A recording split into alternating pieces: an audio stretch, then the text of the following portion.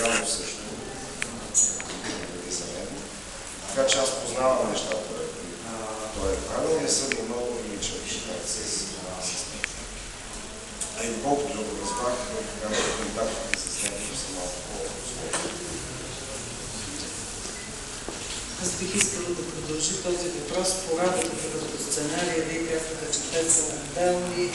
Имало е действителни истории. Как е вървяло обединяването на тези истории и трансформацията им в един сюжет?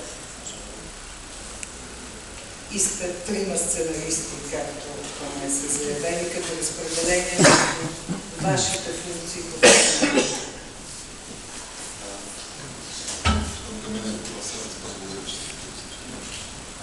И искам да бъда много естествен, че защото аз съм и последния на микрофона на този микрофон аз не мога да ще пише.